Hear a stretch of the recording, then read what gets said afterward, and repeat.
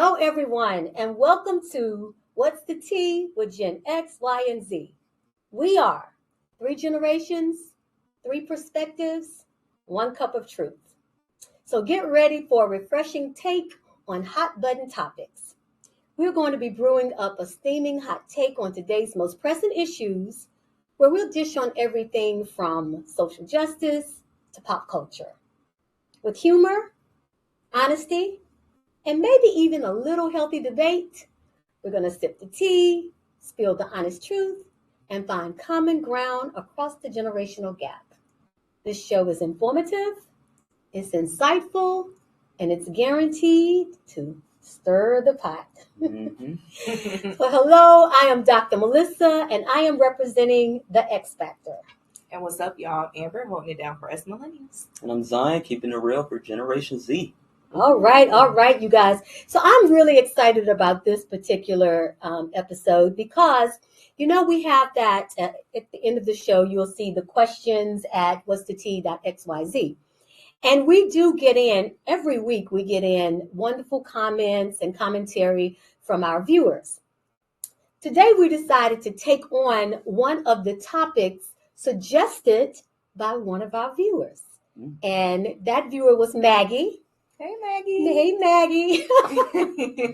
Maggie, of course, fabulous viewer, happens to be a part of the X generation. Ooh. Yeah, right. So Maggie had sent a message, and she wanted to know the Y and Z perspective on professional dressing. Because one of the things that she wrote was that as a part of the X generation, we have a set code for how you dress in professional environments, job interviews, going to court. And Maggie, I laughed when I read her message. She feels like Y and Z don't necessarily adhere to those standards. Specifically Z. Amen. So today, y'all, we're going to talk about some professional standards and the generational perspectives about it, and dressing being one of those things. So just based on that intro that I gave, what are your overall feelings about that whole topic?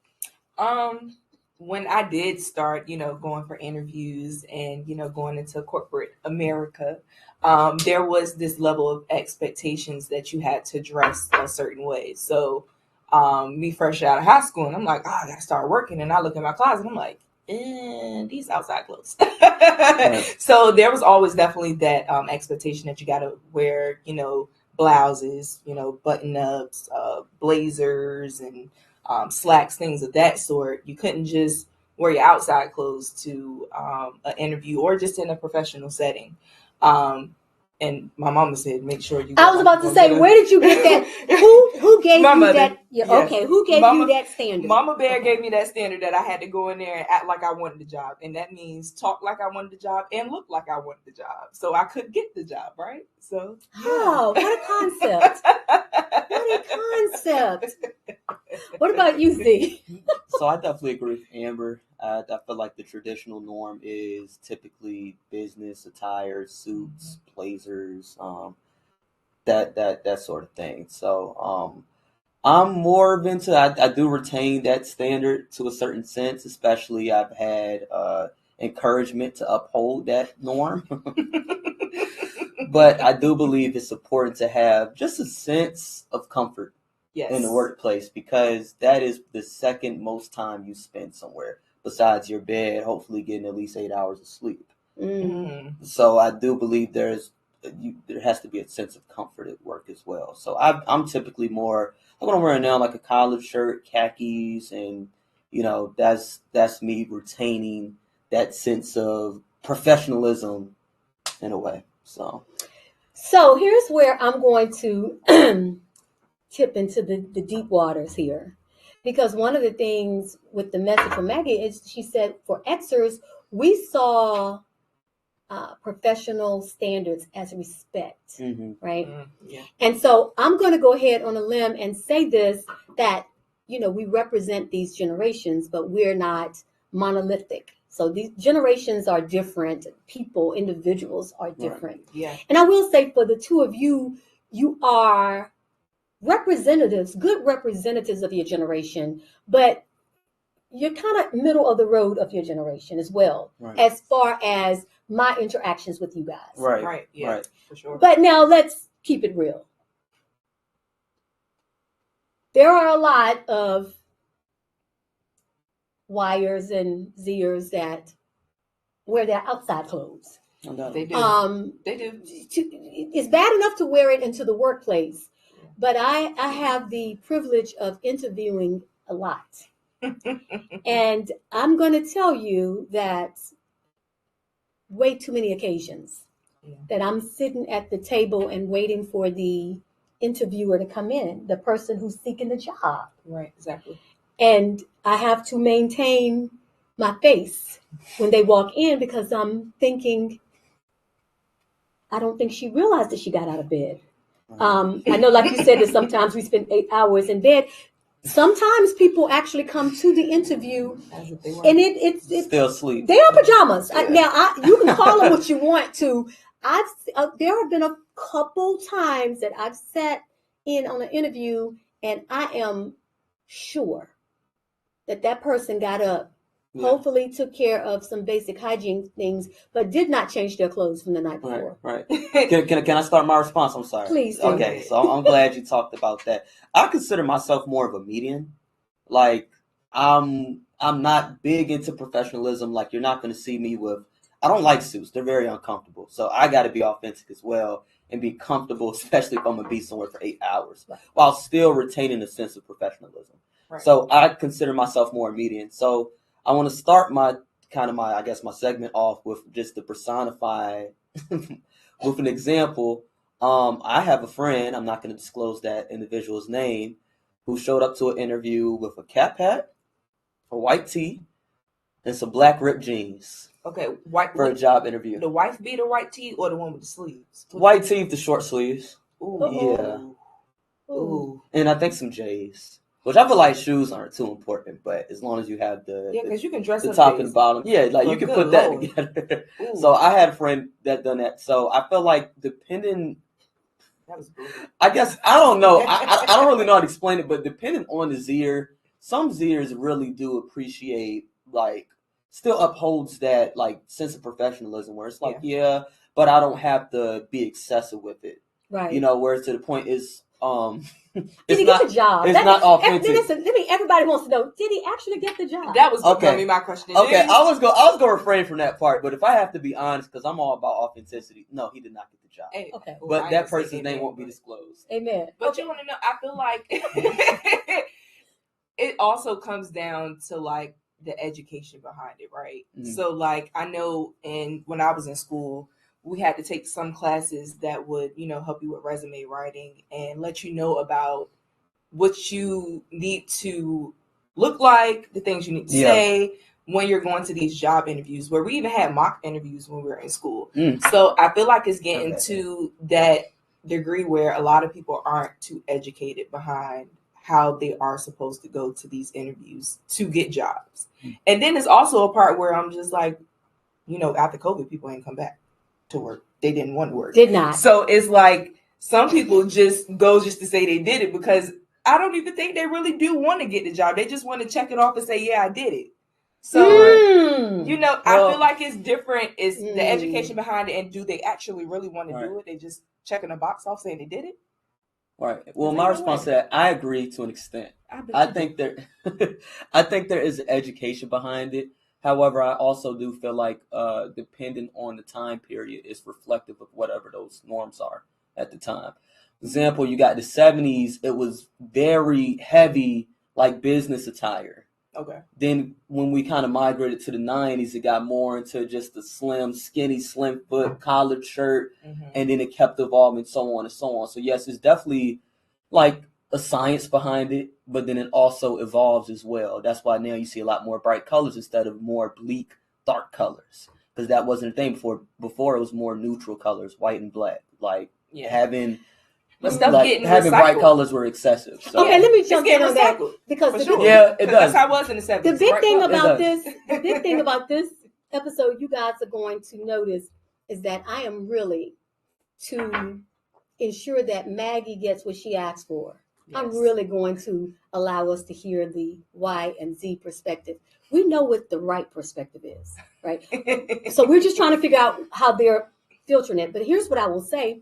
To your point, there's been an evolution. Yeah. Where now, and let's also talk about the fact that the type of job. If you're going interviewing for a fast food job, you do not need to have on a blazer and pants necessarily. Right? So it's the environment that you're going to be in as well.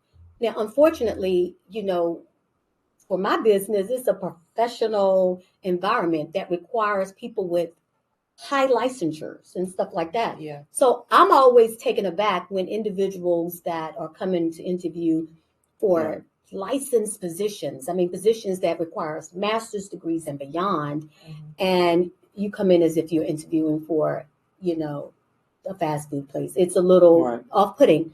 But I will say this, to your point, Zion, I will say I'm one of those people that I'm not a conformist when it comes to fashion, in the respect that I like to express myself. Right.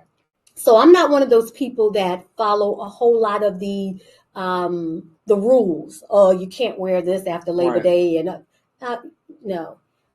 But I think the thing that we need to talk about is decorum and appropriateness. Right. So is it possible to not be buttoned down and to express my personality with my accessories? So no, maybe I don't want to come to the interview with thigh-high boots. Right. That really did happen in real life. That happened to me in real life.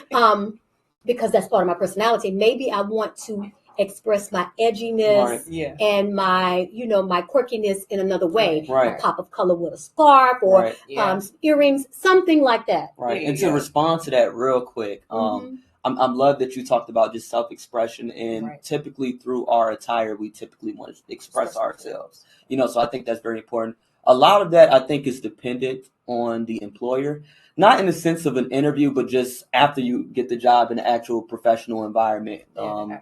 Because studies suggest that there can be a sense of intimidation for clients or just whoever may walk into that area. So, they don't want to seem too professional. So people kind of been falling like that. Okay. Definitely. Agreed. So we've come to the break. I promise y'all this was not planned. I love it when they just give me like the perfect segue for coming back. That was perfect. We're going to go ahead and take this 30-second break. When we come back, that's exactly what we're going to talk about. We're going to talk about the dressing in the professional environments and just how it does impact clients, our businesses, and all of that. And I get to talk about that from my perspective. Amen. See you in 30 seconds.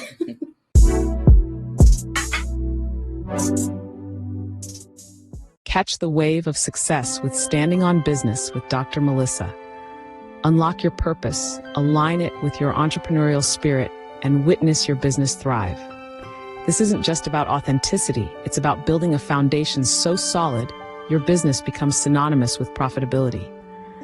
Tune in as we delve into marketing strategies that work and create an empire that stands on business. Because when purpose meets strategy, success is inevitable. Standing on Business with Dr. Melissa, where authenticity meets profitability.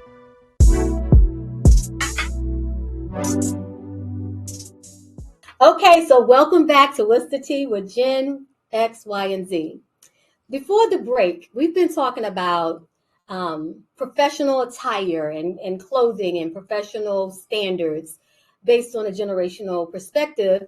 And this episode was based on a question from one of our viewers. And so we've been super excited to take that on, which shows you if you want us to talk about something, send us an email. More than likely, we will cover it. But Zion going into the break, you talked about professional dress in an environment and how it can affect the emotions and the environment of that particular business in general. And I wanted to delve into that a little bit because for our business, behavioral health, Yeah. We see clients. We see clients who are coming in for therapeutic services. Mm-hmm. There is a balance that we have to strike, right? Yeah. So what do I mean by that? I mean, if you're dressed so buttoned up, you come in with a 3-piece suit and you're sitting in a group environment doing therapy. Oftentimes, it creates this schism between you and the clients. Yeah. You seem so formal. You seem so put together that it can almost feel intimidating to them where they can't connect. Right. So one of the things that we have to do in this particular business is you have to thread that needle of being approachable, of being a person that is genuine and down to earth. Right. But setting a standard mm-hmm. of decorum. And also, we're not trying to dress outside. Right. And so that when I was not saying dress like the clients, because the way the clients dress is oftentimes how we dress outside of work. Mm-hmm. But you do want to set that standard right. when you're trying to give people a picture, an example of what this might look like, what success might look like, right. what being able to conform and get a good job and all that. There are, whether we like it or not, there are some norms. Mm-hmm. We may not like them. Right. It's sort of like we talked in the episode before. If you want everything that you want, you had to get your own country, right? Yeah. It's the same thing. You know, I've spent the last 30 years talking to people and I'm trying to keep it real. And I'm like, well, yeah, real broke or real unemployed.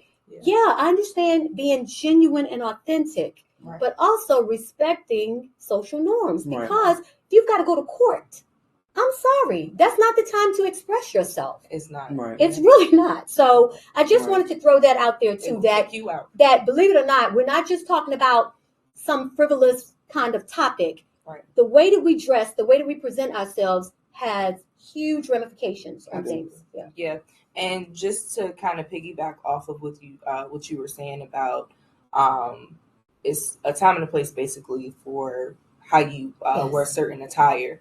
And what millennials have been doing is a lot of individuals on social media that are doing the sneakers and corporate attires and outfits and stuff.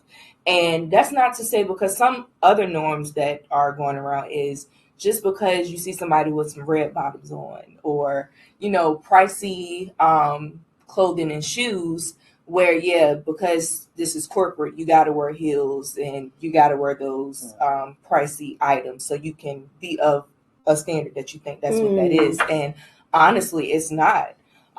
There are some sneakers that you could dress up with, you know, a pair of slacks and a nice button down. So not feeling like you have to conform to what other individuals are, you know, wearing. She knows I'm dying, right? Yes, she is, because Dr. M loves her heels, and I love her heels for her.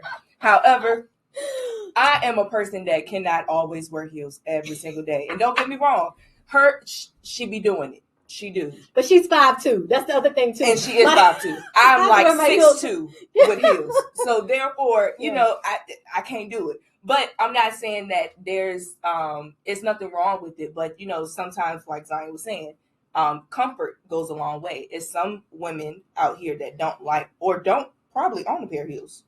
And they would just prefer to wear some kind of loafers or sneakers or something of that sort. But you know, just throwing that out there, but you be looking nice out there. And so I'm gonna say the reason why I was doing that because, and it's not just the heels thing for me, and they know this. I will say I'm probably rigid when it comes down to professional standards. Yeah. So like even for instance in my office, Casual Friday was not a thing until a few years ago. Amen. I was like, well, are we getting paid on Friday? If it's so casual that you're not being paid, then yeah, wear jeans. But if you are on the payroll on Friday, then I need you to dress like you did on Thursday. Because the pay, like position. Dress like your position. So, but I will tell you guys, I had to back off of that a little bit because I really was like, individuals were like, hey, Fridays we can sort of be more relaxed. And I was like, no, we can't. Like, what's not relaxed about looking professional? I need you to be professional every day you come in. But then I realized, as an Xer, that was really my standard.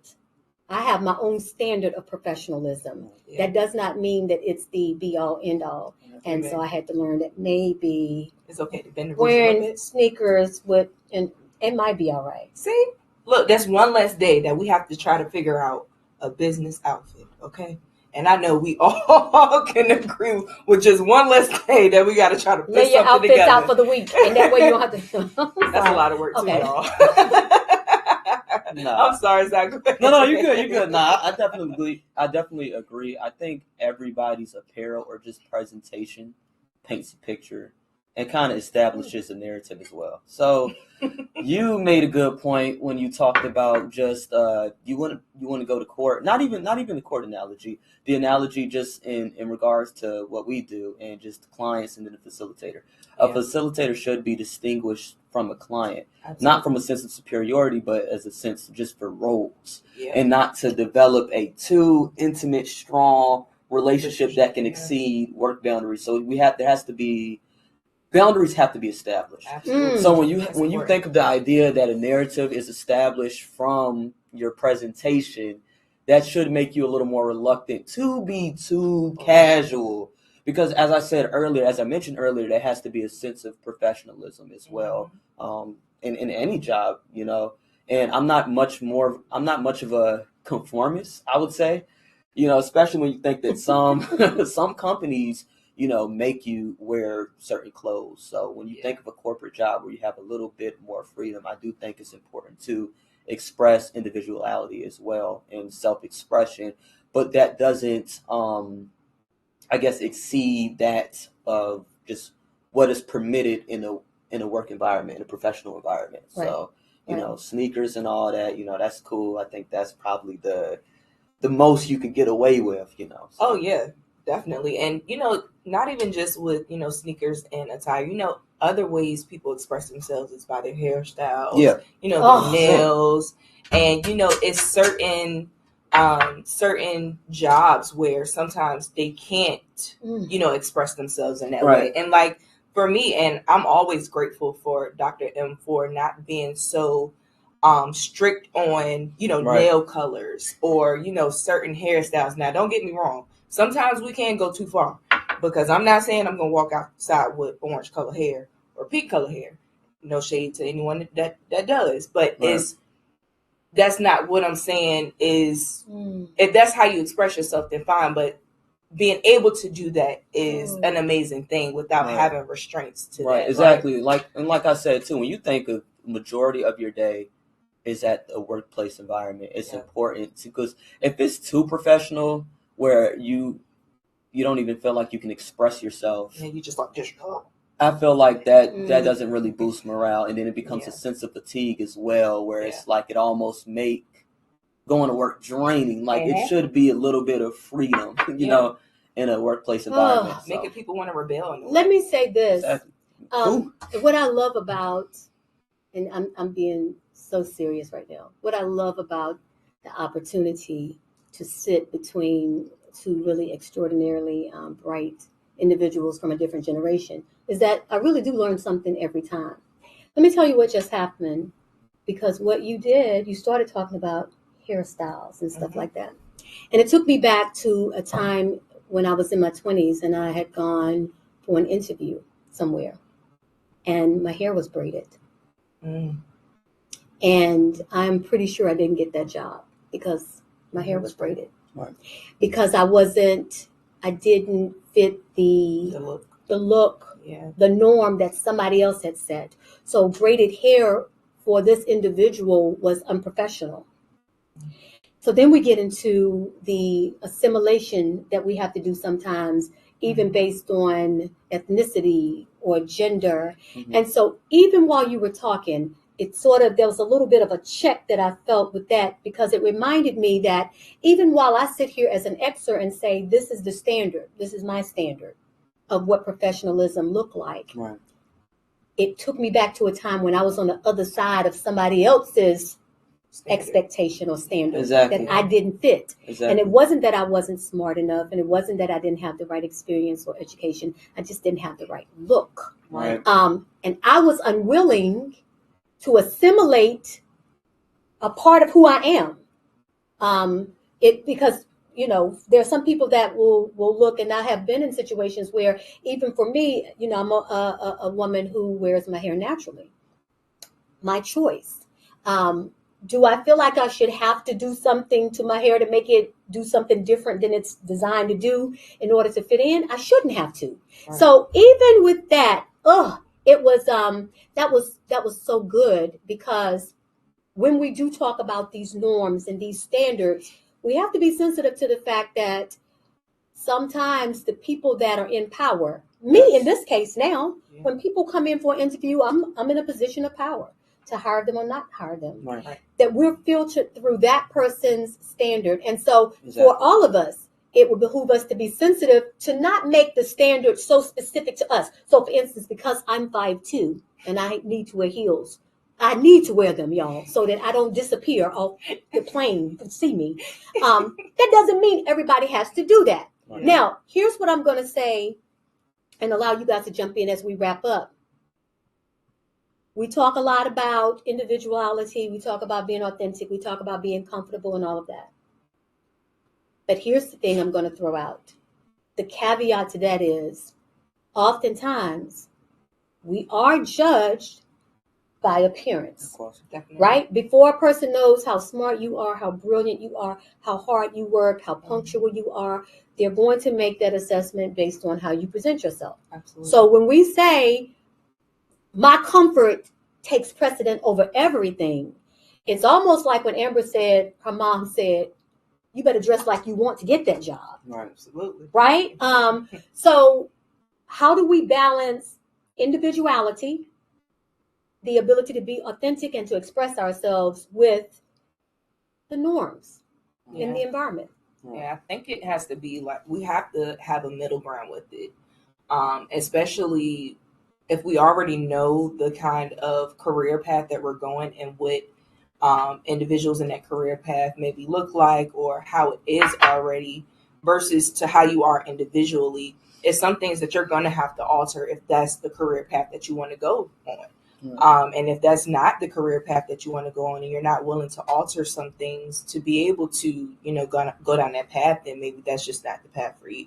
Right. You're going to have to conform to a certain degree. Not saying that that means you're changing who you are inside or who you are, because on paper, by all means, everybody looks great on paper. Of course. But, you as a person also have to match that too. You can't just come in a corporate job and think you can just come in here or anywhere how you just rolled out of bed. That's just not how it works. Please. So you're going to have to definitely alter some things to a certain degree, which is not bad. Change is good.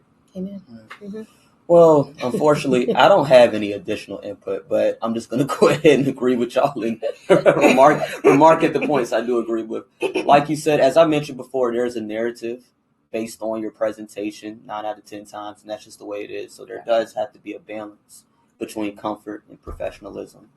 And then, as you mentioned as well, you have to really sit down and identify what are you willing to sacrifice in order to get this job. Definitely. Because the great point you made, and I was hoping to make that point first, was standards are variable depending on who's ever making that decision to hire you. Yeah. So I think the best thing to do is try to understand the employer and identify what you're willing to sacrifice and what you're not in order to get the job, because they decide, Right. Love it. You guys, what a wonderful, wonderful conversation. Thank you, Maggie. This was a good one. Definitely. We'll end it up with this. And it's what Zion just said just now. Just know your non-negotiables, right? There are some social norms, professional norms, you guys. I know you want to be yourself and everything, but you can't come to the interview in a 2-piece bikini. You cannot. I don't care. No.